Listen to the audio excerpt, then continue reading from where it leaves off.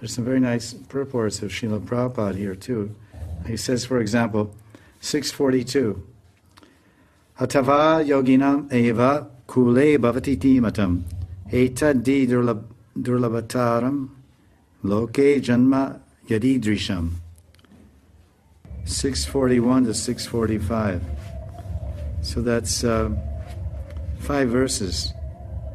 641, Prapya punya kritam lokan ushitva shashvati samaha shuchinam shrimatam gehe yoga brashta vijayate. Many devotees have heard this phrase. Shuchinam shrimatam gehe yoga brasht vijayate. So if someone's yoga is brushed, is broken, then abhijayate. Where does he take birth? He takes birth in the griha of shrimatam, of rich people or pure people, shuchi. The unsuccessful yogi, after punya prapya punya kritam lokan, the unsuccessful yogi, after many, many years of enjoyment on the punya loka, pitri loka, he's born into a family, righteous family or family of aristocracy. That's 642. Atava yoginam eva kule bhavati dimatam etaddi durlabhataram loke janma yiridrisham. Or, if he's practiced yoga a long time and still he falls, he takes birth in a family of transcendentalists who are surely great in wisdom. Certainly such a birth is rare in this world. There's a very beautiful tika by Srila Prabhupada here, which, unlike many letters and many other statements that we've heard in the mission that he represents, in Prabhupada's tika, he glorifies very highly the fortunate birth in a Goswami family, like Nityananda Goswami or Advaita Vamshacharya or Nityananda Vamsh. He said, if someone is very fortunate, he'll take his birth like in a family of Goswamis, like Nityananda Vamsh. And there, from the very earliest childhood, he'll be trained in the principles of bhakti and devotion.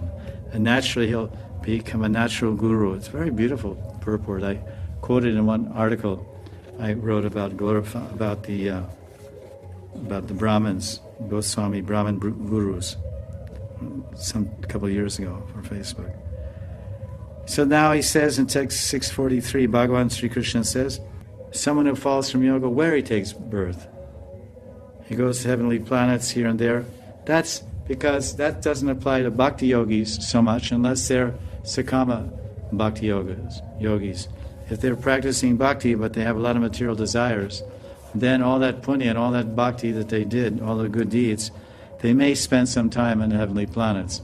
Prabhupada wrote one letter where he said, most of my disciples, when they die, they'll go to Chandraloka for 10,000 years and then they'll take birth. Because Prabhupada knows the heart and mind of the disciples, and most of them want to enjoy. You see, practically, many old devotees, so-called old devotees, at least in this contemporary time, initiated by A.C. Bhaktivedanta Swami, they're 60, 65, 70, 75, and they like very much the comforts and the good things of the material world. And we can't comment, but it may be very well that they're very attached to these type of pleasures and enjoyments, family and friends, and music and other things that aren't necessarily transcendental or anukulya for bhakti, pure bhakti. So that might be them. But ordinarily, devotees that are very sincere and endeavoring with pure bhakti, they won't go to any heavenly planets. They'll immediately take birth on this earth planet to continue their bhakti bhajan, immediately.